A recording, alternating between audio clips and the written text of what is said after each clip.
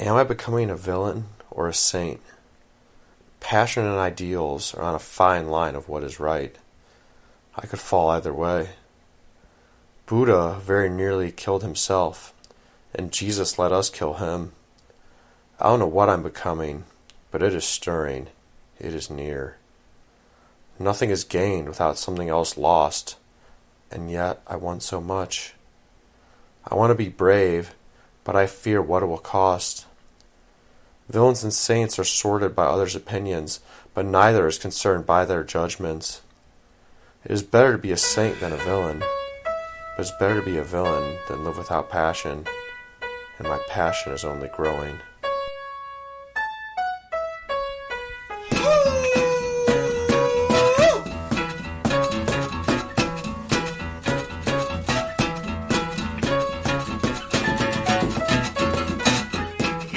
Not long ago, not just the other day, I was so hungover. My dad told me you're so stupid, so damn crazy.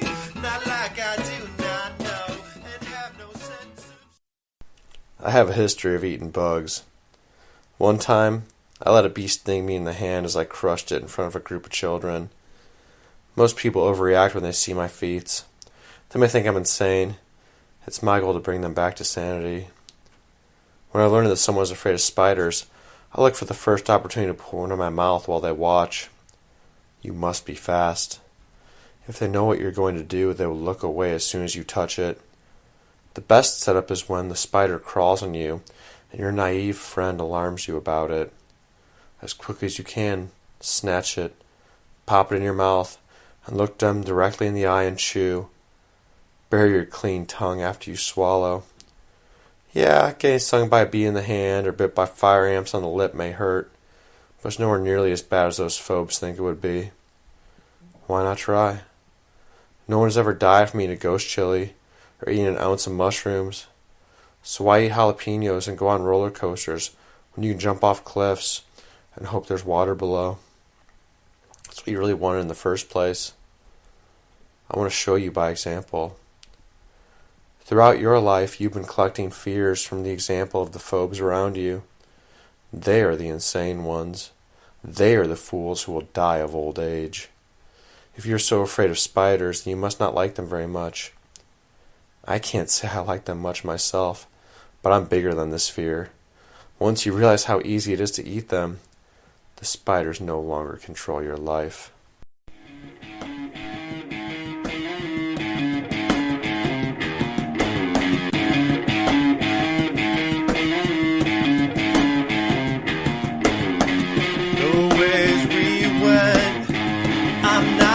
How we were back then, the ways we went. I'm not like how we were back then, the ways we went. I'm not like how we were back then, the ways we went. I'm not like how we were back then.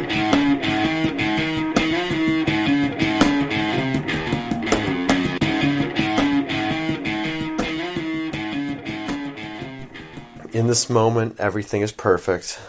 There's no better place for you than right here. The past is behind you forever. The future is far away. This is your moment. All you need is your breath, and it is free. The world was a gift you inherited at birth, and everything in it is exactly as it should be. You do not fear death, because you are so full of life. Everything is added up to this. It is your choice where you will go from here. You are free. You are in control of your destiny, and what's ahead is bright. There is nothing you need to bring with you. There is no need to hurry, and no need to wait. Your time has come, and it is now. Breathe deep and love this breath. This moment is your birthright.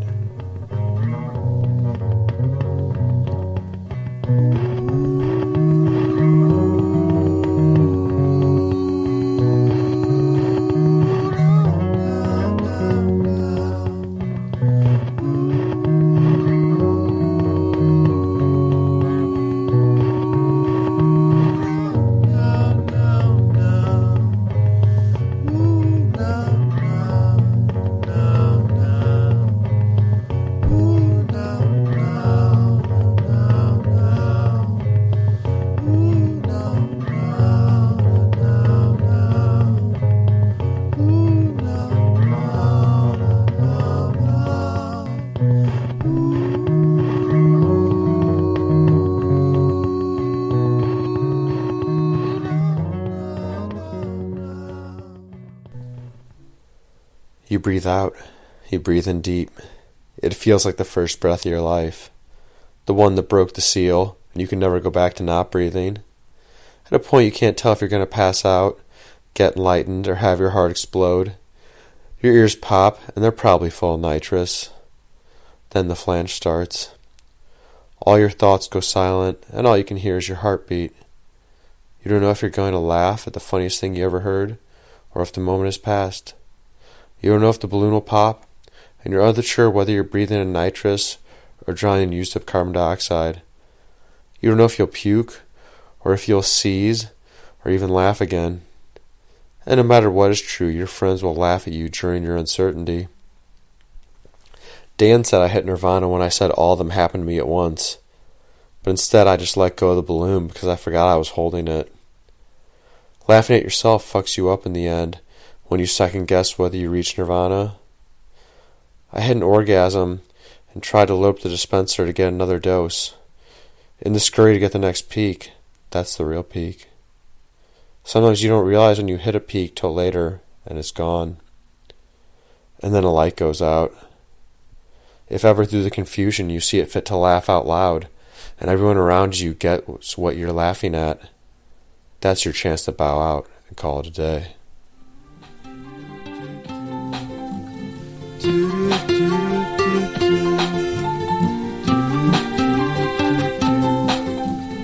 I don't wanna talk, I don't wanna sing, just gonna play my guitar and breathe.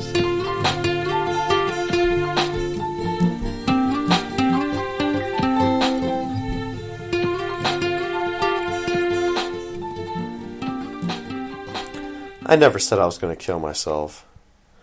The ER doctor asked me if I was suicidal. I stayed silent, but tears rolled out of my eyes. Then they brought an officer to stand guard outside my room. So I signed the papers and committed myself. Several hours later, in the unit, I was drained but mostly back to normal. The next day, my parents brought me clothes, but they didn't really fit. I thanked them, but after they left, I went to my room and ripped them all off my body. Then I thought it was a good time to start a workout. The staff came in after my 40 or 50th burpee. Sweat was dripping off onto the floor, and they were about to juice me. Later, the psychiatrist diagnosed me with bipolar disorder. You see, I was never depressed for too long, usually a few days at most. At other times, I'd act like myself, or at least I considered that side myself, the manic side. Down to do drugs, make art, write, make prank phone calls, and get in fights. The third side of me was just waiting to go one way or the other. Even if depression was scary, it was a trip. In my depression, I could go through a wall and have insight. Before my hospitalization, I was in deep pain. I made a wish that no one would feel this pain again. Compassion and pain were much the same. It's thoughts like that that changed the world. On the other side, I plan on writing a screenplay or a book in a day. Crazy until you fulfill them. Then those ideas seem so obvious. Thus, I didn't agree with my swings were a problem. I love myself overall. Even the occasional self-hate and suicidality couldn't change that. Now I take a bunch of Abilify and work the cognitive behavioral therapy, but I still wait for the next dip in the coaster. That moment when your stomach is weightless and you don't know where you will fall. But you aren't yourself without your feet off the ground. Every time I was back on Earth, I was sorting shit out. I would just deal with whatever happened during the last episode. My normal self was just a waiting room, a purgatory between the confusions. I learned I would never move forward if I didn't learn to love the third side. The line between needed to widen. I could take the drugs, work the therapy, but it was up to me to feel at home with myself. I can still have compassion without the pain. I can still be an artist without being delusional. Whatever was behind my sadness or mania that made me like myself has been there the whole time. That was my true self bleeding through. I've always been the person I loved, but I've been overshadowed by what they call illness. I never said it, but I knew I was in danger of suicide if I didn't go to the ER that day. That was the third side's cry for survival. The side that my friends and my family love. The side that knows me best. The one side that loves me.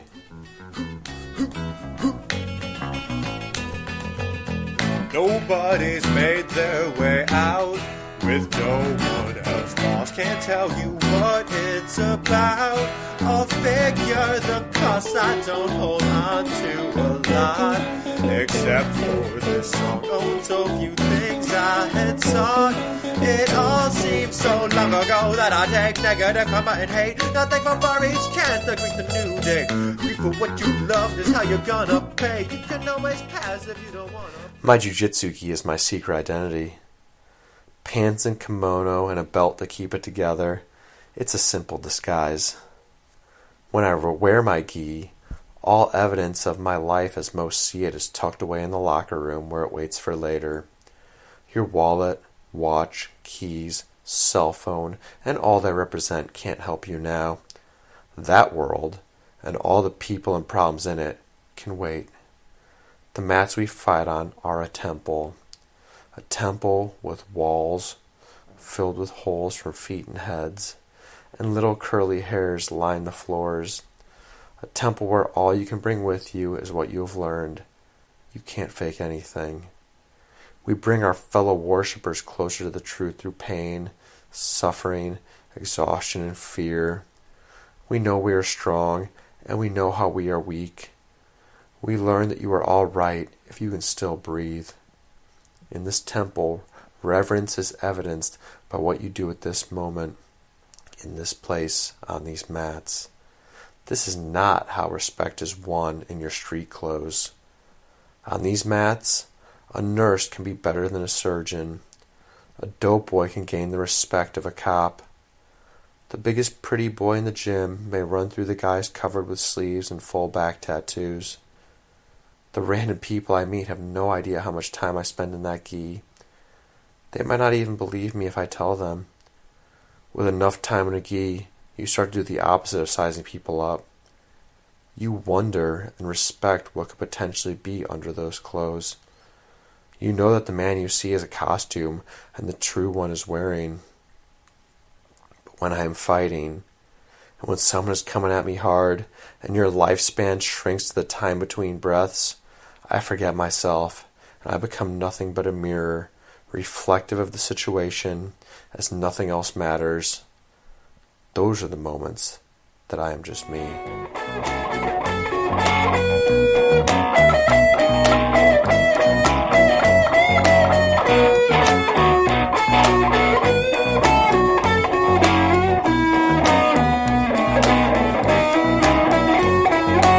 I'd rather be rich and friends than be a millionaire. Cross my heart and I'd swear I just don't care. I would rather dance and sing than see people everywhere.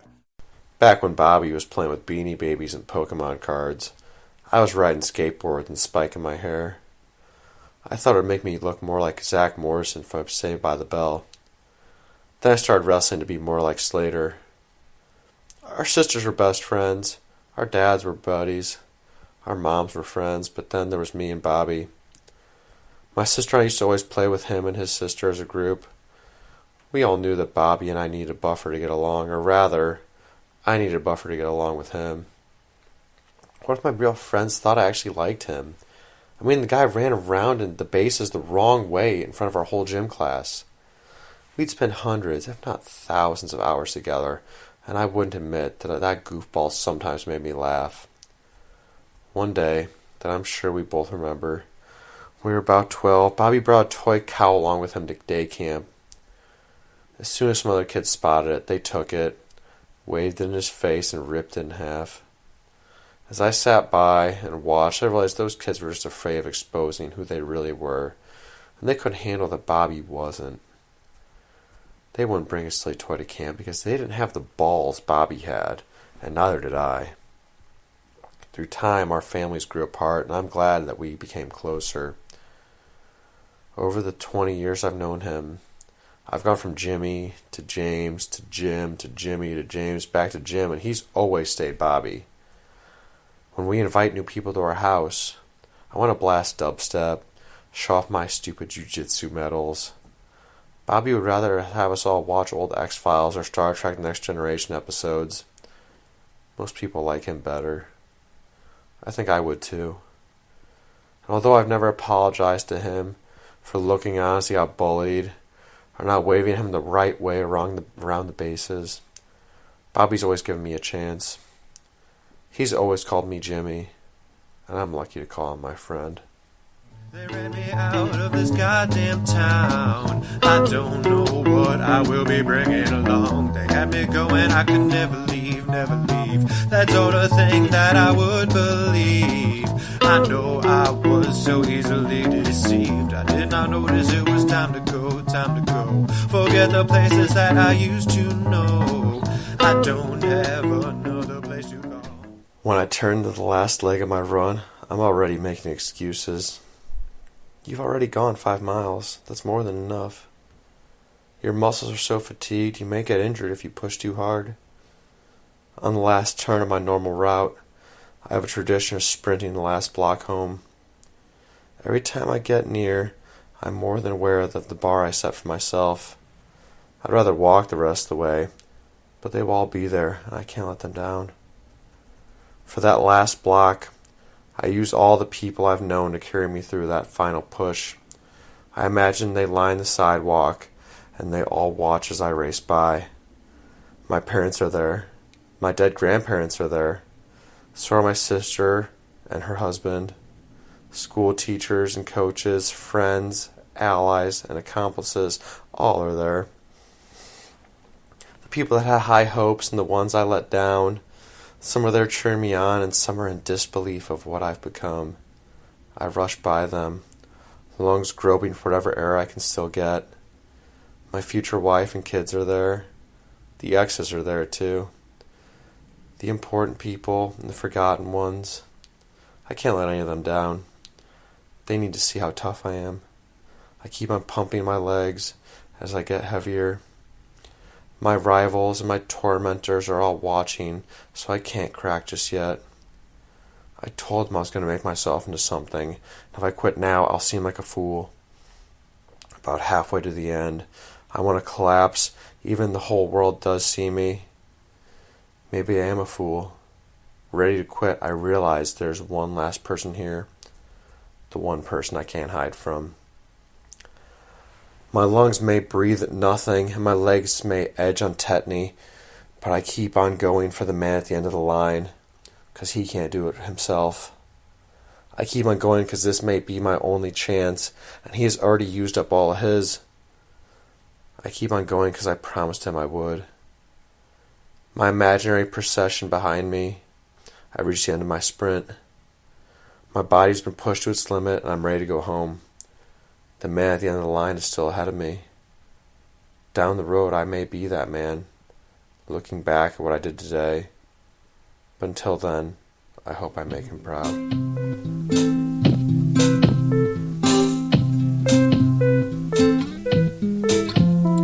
You always wanted to be known for your life, even though that's the only certainty. Never wanted to be taken for a ride, though I'm pretty certain something else determined it.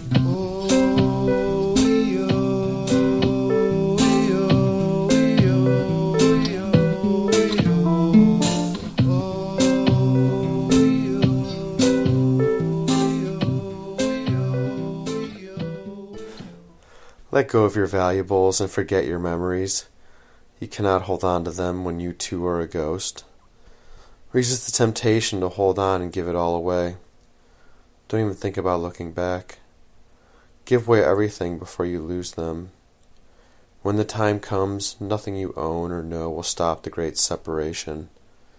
Regrets of yesterday and fears of tomorrow have turned us into hoarders. We didn't realize we were breathing all this time. Since the day we are born, there is no escape, no going back. In our own pasts, we are like ghosts, impotent and forgotten. This moment will pass too, so I release it after each breath. I release from this pain, There's no time for it. All times will die, and so will you. Let go and live for now. Looking for much, but you got with it. You weren't looking for much, but you got with it. But you got with it, but you got with it. Every single day there's a chance that you will let go. Oh, you didn't know that you reap what you sow. 60 times a minute there's a chance you will wake up. Tossed and turned enough. It's time you've taken off. I'm getting so caught up in this Jim Barrett thing that now I'm actually starting to believe I'm him. Even when there's no one else around, I still act the part. Always gotta look cool. It's like if I don't convince myself that I really am this one guy, I'll cease to exist. But I'm not buying it. This life is just a series of overlapping characters we play in different times and places, and it adds up to this Jim guy. It would break my mom's heart if she heard that I think Jim Barrett isn't real, and that I don't especially like him. He acts nice, but I know he's full of shit. And you're faking it too. So why do you make me be the same person every day? You ransom me with my name. We are all born anonymously and named by the strangers, Mom and Dad. And then we're clothed in their vision from then on. I want to go someplace where no one has ever heard of Jim Barrett, where no one has ever heard of anyone. I want to live where everyone is naked and nameless, not bound by what was yesterday, unsure but eager for tomorrow.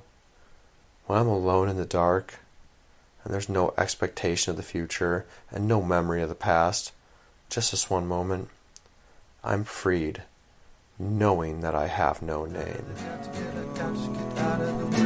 She went to white from yellow. Always remember we had our golden years together. I pet her gentle, love you forever. She could not hear, but I had to tell her. Got to get out of the, got to get out of the, got to get out of the way. Got to get out of the, got to get out of the way. Buttercup and I were always partners in crime. She was neither my sister nor a lover, but she was the reason I kept coming home.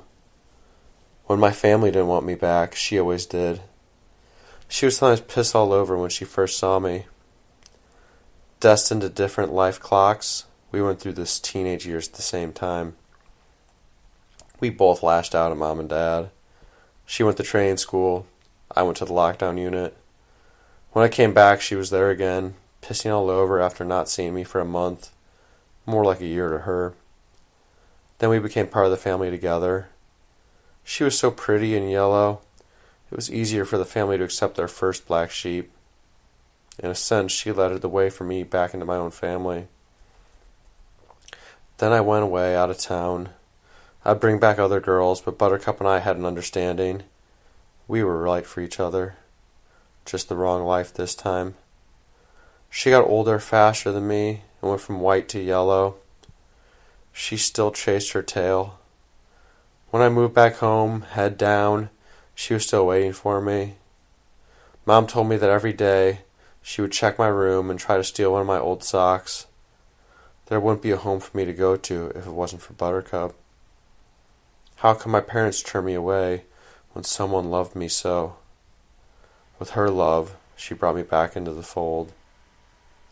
The years went on, and I would still come back for her. The last time I saw her, she was lying in her spot by the front door. I told her, "You were a good girl. Remember that I'll always love you. Maybe there is a chance that we live on, that we are reborn, and next time, whether we are humans or mayflies, I will remember her." I wanna play guitar until the sun comes up. May not go too far, at least I had some fun. I'll play a lifetime if you do not mind. I'll play a lifetime if you do not mind. I'm gonna keep singing till the sun goes down. May not be your thing, I will still sing my song. I am not going to let it win this time. It wants me to hurt myself, to hate myself and just die. It wants me to think about my ex-girlfriends, my dead dogs, Grandpa. It wants me to be afraid of failure, misery, and death, and then I fear life. My depression makes me think that if I stopped breathing, things would be better. Instead, I remind myself to take a deep breath. All I need is this moment, is this breath, and it is free, and it is mine. There's no other place in the world that I belong more than where I am right now. Yesterday, last year, tomorrow, the future don't exist. My entire life is this one moment and this one breath, and it is good. As long as I remember to love my breath, life becomes tolerable. Life becomes approachable in the smallest slice of time. My fears, hate, worry, shame, and grief cannot occupy the same moment that is filled with this gift.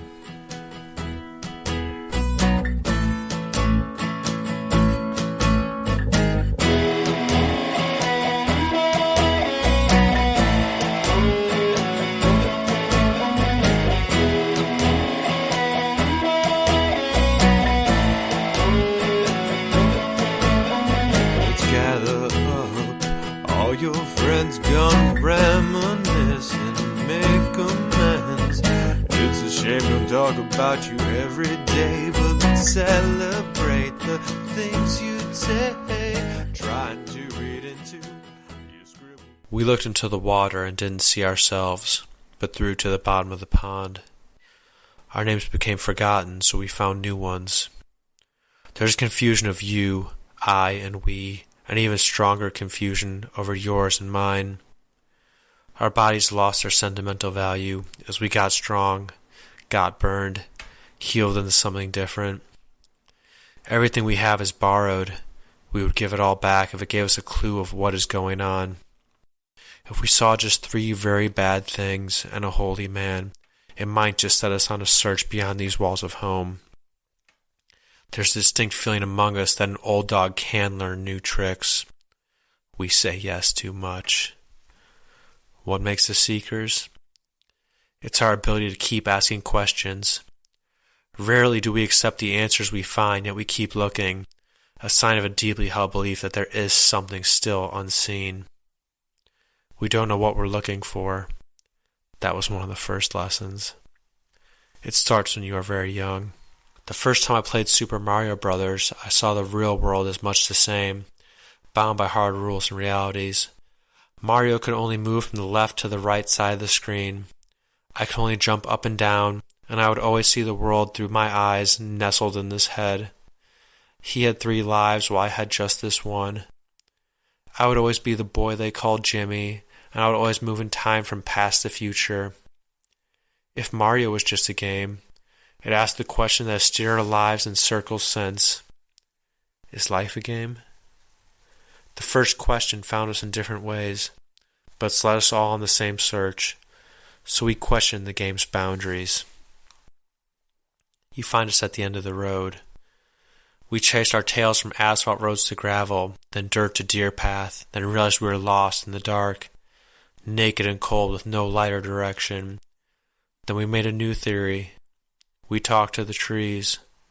They led us down another question. What should I do? Where should I look?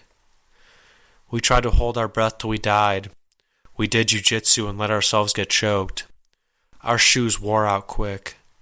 We biked 50 miles to find a quiet place to meditate, but our thoughts got too loud. Our friends had track marks and borderline personality disorder. The outsiders, the gays, the nerds, the stoners, immigrants, and fools all called us friend. We listened to the AA soothsayers, 5-string guitar players, do-it-yourself yogis, white trash Buddhists, basically anyone more confused than us, because it's a confusing world. Maybe they're onto something. You've argued with priests and considered becoming one yourself. We believe that God lives in gravity and that salvia transported us to this dimension. We know what infinity is, or at least we did for a moment. We see ordinary people throughout the day and look through the shell into what they really are. Is that limping old man actually a black belt? Is that fat lady in a Walmart scooter a chess master? A little boy with dirt on his nose may be an alien. Could that dog be a Buddha? Our minds were expanded and damaged by drug. It's not unheard of for us to laugh hysterically and cry at once, in public places or alone in a mirror. We'll do yoga anywhere at any time. Meditation constantly distracts us. Most of our friends have seen us naked, and we've had orgies in complete darkness. Will I ever be sane? When was I? When I smoked DMT, I closed my eyes, but another part of me opened. We've slept outside without intending to, and when there was nowhere else to go. Our homes are lined with stacks of books we were through, and libraries we never read. There were letters we sent intentionally unaddressed. We received no answers. Why? Our questions grew short and stronger. There were pages we put everything into, and when we looked back later, we didn't really understand what they were all about. The best type of answer would be the one that was there the whole time. Just tap your heels 3 times, then free to go home, as you always could have, but you had to be away from home first. Maybe it's not an answer, but in the question where the truth hides. Ask yourself a question where you know the answer before you hear its last word. A question where you're sure the answer is yes. I ask myself, can a dog become a Buddha?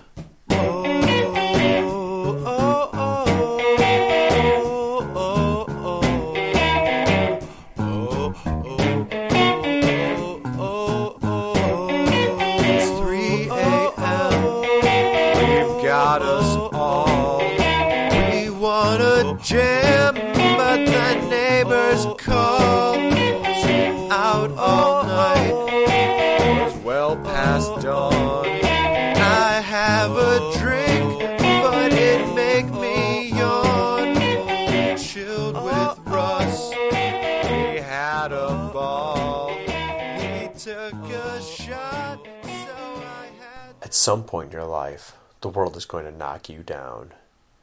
It's going to knock you down so hard you don't want to get up again. It's your choice to either lie there in pain in the dirt or to wipe it off and move on. I learned this when I was a day camp counselor for 7-year-olds as I watched them play dodgeball. Dodgeball.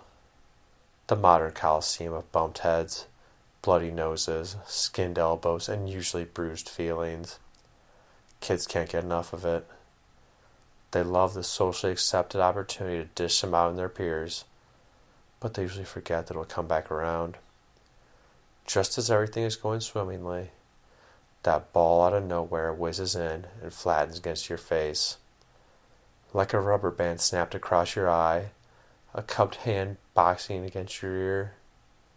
Pure, senseless pain. That's the price of playing the game.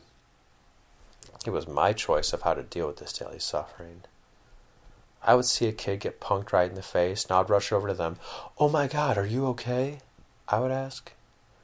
As soon as they would see the panic in my face, they would lock eyes and begin to cry. My concern said to them, "That must have hurt. You didn't deserve that, you poor thing. You are a victim, and this sucks." Every time I reacted in alarm, they would cry. Sometimes they would cry the rest of the day. One time a kid cried till he went home. That was nearly 7 hours later. Clearly his nose didn't hurt 7 hours after being hit. It was just the principle of how unfair it was. Through experience, I learned my reactions to the kid's pain would set the standard for how they looked at it. So I devised a new strategy. When I'd see a kid get hurt, I would ignore it. When I saw them take a hit in the groin, I would tell them, "You're tough, keep going." When they got jacked in the face, I would give the look of surprise and awe. "Damn, you just got rocked. I love this game too." I wouldn't tell them to dwell on how cruel the circumstance was. I would tell them, "You can handle this. Move on." After adopting this policy, my group became the toughest in the camp. I had kids played through scraped knees so bad, blood would stream down their leg, coagulating between the toes in their Spider-Man sandals. Concussed kids would still be in the game, missing every throw if they kept aiming at the wrong double. I bragged to all my coworkers about the mind game I've been playing with my kids, but then I got put to the real test. Sammy's mother died last night. My boss told me before the kids showed up.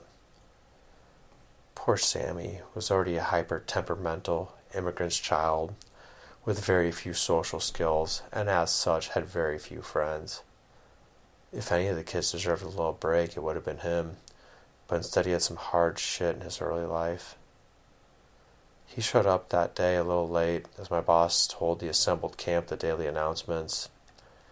Sammy walked right up and sat in my lap.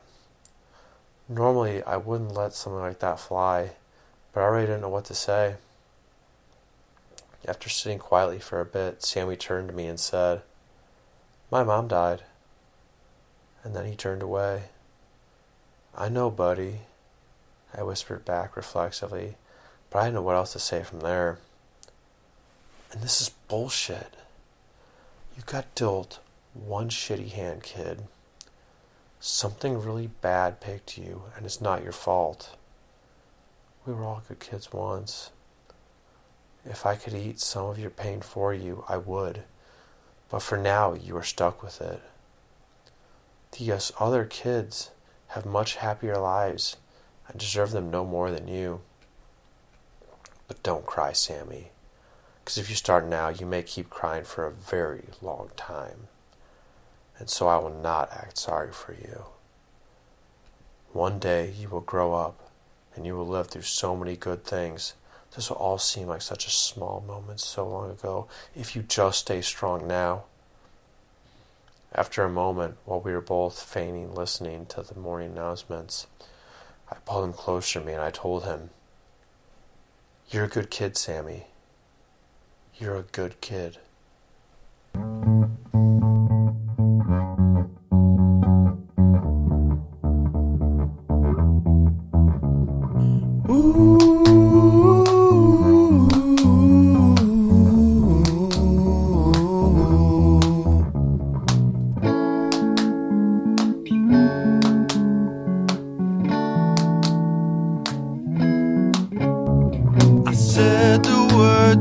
My word is true, you don't believe me. Who asked you? I'd love to say you love me back. That stupid question, why'd I ask?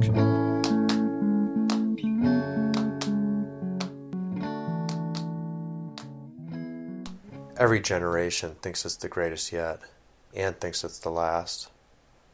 Following suit, I've always thought that in my brief 30 years, the world has changed faster and faster than ever before. The world I was born into will be unrecognizable to the one I will leave behind. In future's history, we will look back at this time not only as we do now on the shift from Bronze to Iron Ages, but as if all other ages were part of the Stone Age. The question we now face is whether the next age will be golden or dark. I came of age with a computer, and I've seen its intelligence accelerating. In grade school, we used word processors where you needed to press enter or your words would go off the page like a typewriter. Video games went from 2D to 3D to complete immersive realities. Before we had cell phones with GPS and social media, I would ride my bike to my friend's house and knock on the door to see if he could play. In college, our professors made us order interlibrary loans and work stats out by hand, even though the next class would never bother. Computers could do all that for you. Science and the humanities have been gaining speed on the shoulders of computers in the cloud. Artificial intelligence is only a matter of time. As we have seen in past generations, a shift from agricultural work to industrial work to intellectual work, what role will we fill in a world where Watson does all of our thinking? Will it be a utopia and a world of leisure? Or will the new intelligence one day flick us off itself like you would a piece of ground beef that fell on your smartphone? Most would agree that becoming obsolete as a species is a terrifying possibility, and we need to find a way to survive. At this point, the snowball is rolling down the hill.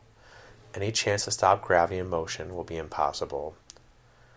We could form a pact to not ingrain ourselves with neural nanotech, but there will certainly be many people that would choose to be instantly educated and infinitely calculated and connected. Those of us who want our freedom can make an ark or flee before humanity drowns, but like Noah, we will have to start over from scratch. We could try to call ET before it's too late, but even if we get in contact, there's a chance we will only meet their AI if we replaced his flesh and blood creator at epochs past. There is a human propensity to alter ourselves, to strive for perfection. It started with the drive to eliminate flaws like cancer and disease, but we may end up altering ourselves to be better than God's intention. Our chance for survival may be to give ourselves and our AI an Asmodean commandment that imperfection is acceptable. We will never be as intelligent as the computers we made. Maybe they will have mercy on us if they see the beauty in how flawed we are. My generation may be both the greatest and one of the last. As an I Am Legend, we too may be giving up our tenure on this earth to a new benefactor. Hopefully we endowed it with a shadow of our image. To me it begs the question of where God went. Did we make him obsolete? Did he look like us?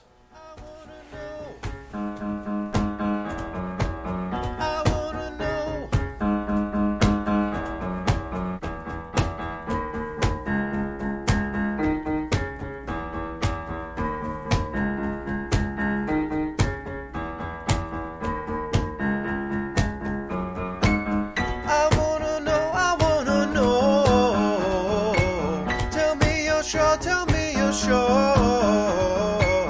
Where we all go, will it be cold, will it be cold? Down to my toes, Lifetimes flashing by, memories are on my mind. Lifetimes flashing by, memories are on my mind. Lifetimes flashing on by.